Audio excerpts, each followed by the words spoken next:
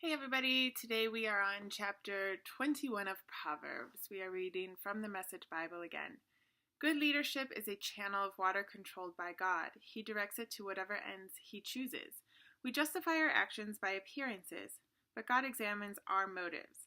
Clean living before God and justice with our neighbors mean far more to God than religious performance. Arrogance and pride, distinguishing marks in the wicked, are just plain sin. Careful planning puts you ahead in the long run. Hurry and scurry puts you further behind. Make it to the top by lying and cheating. Get paid with smoke and a promotion to death. The wicked get buried alive by their loot because they refuse to use it to help others. Mixed motives twist life into tangles. Pure motives take you straight down the road. Better to live alone in a tumble-down shack than share a mansion with a nagging spouse.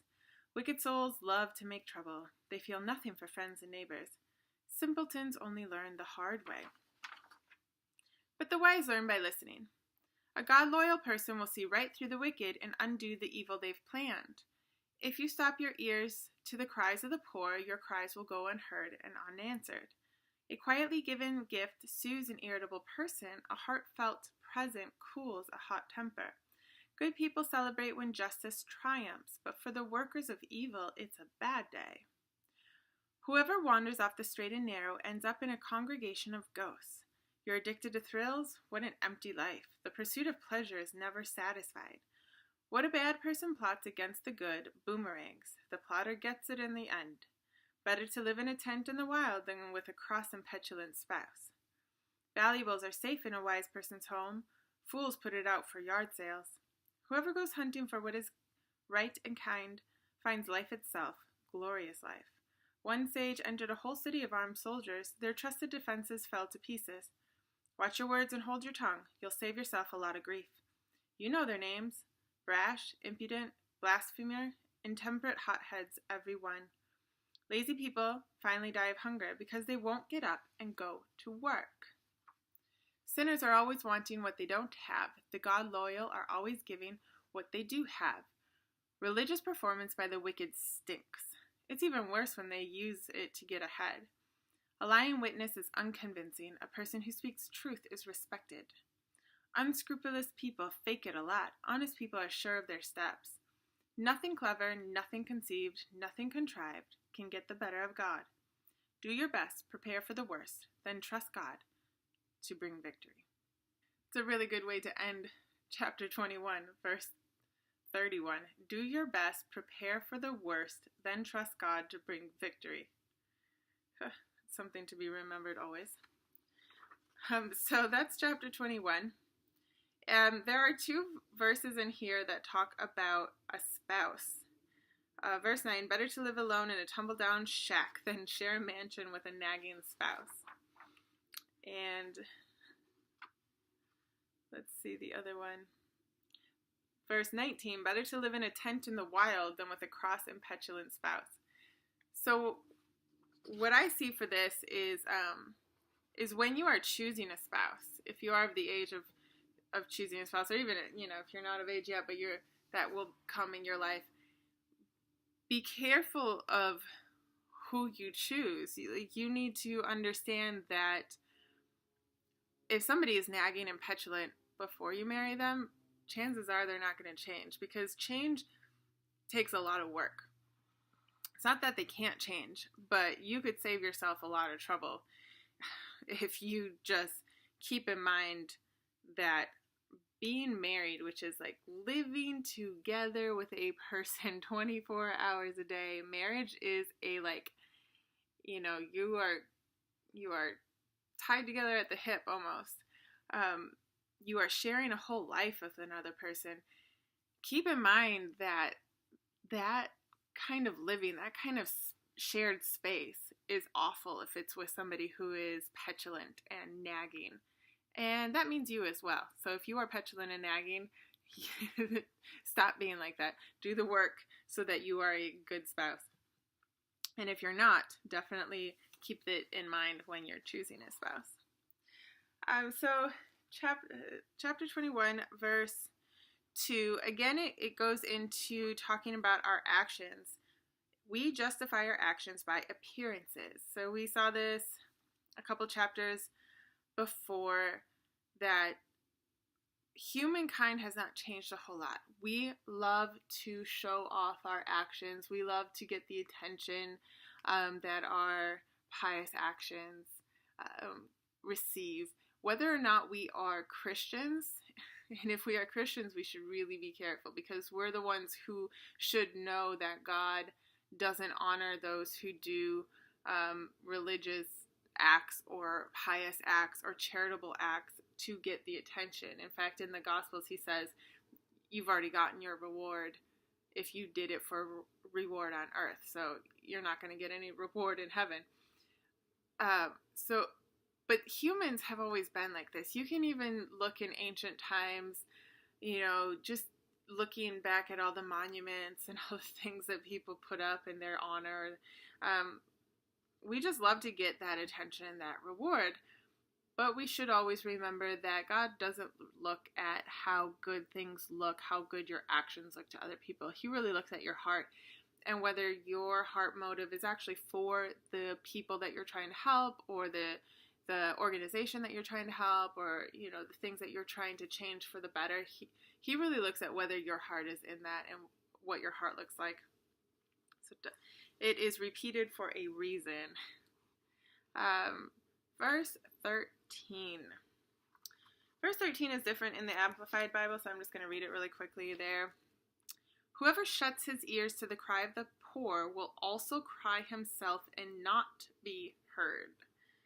That's the Amplified Bible. Again, in the Message Bible, it says something similar, just a little bit different. If you stop your ears to the cries of the poor, your cries will go unheard, unanswered. This really caught me, and I sort of looked at it in a couple different translations for a bit.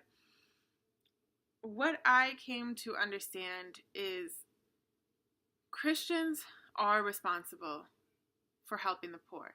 Jesus even says that we are responsible for the widows and the orphans, because back then the financial security would come from the husband, and when the husband died, the widow would really, that would be a very stressful time, because she would no longer have financial security.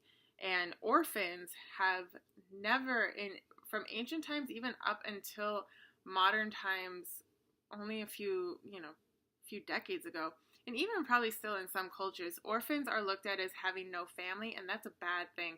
That's having no lineage. If you can't trace back your lineage, you're kind of a nobody. You were definitely in ancient times. You're kind of left on your own, and you kind of still are in some cultures, and sometimes we don't do a very good job here in America either. So what hit me is thinking, yes, well, in modern countries, especially in Western countries and even non-Western countries, the government has things set up for the poor. But that didn't really satisfy me. And so I kept looking, and I kept thinking, and kept talking to God about it. And it really rose up within me, that thinking, if we are Christians and we leave the poor to the government, at the mercies really of the government, because the government provides some basic necessities, but they don't provide enough. They almost can't provide enough.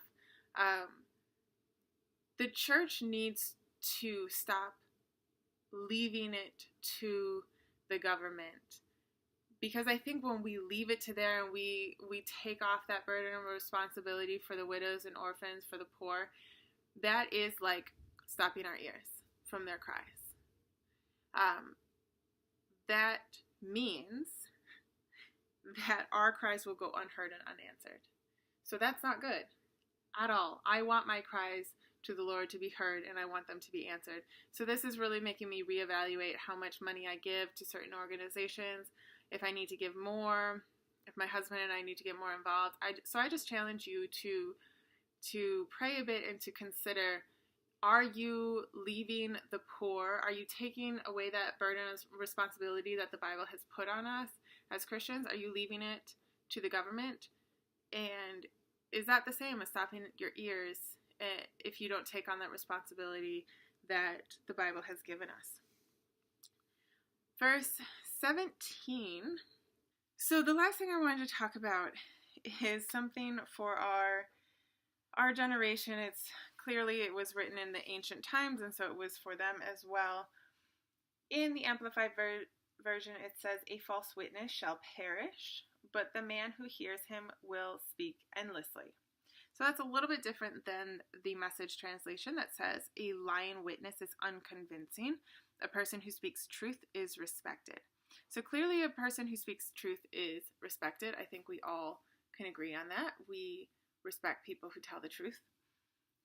But there's a bit of a difference in the translation, and I think the Amplified hits home.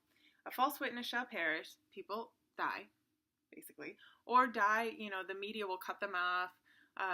Twitter will cut them off. So a liar, even in this day and age, like maybe you don't have to die, but you can be cut off if you are exposed as a liar. "But the man who hears him will speak endlessly." So here's the thing. Here's why it's so important to tell the truth.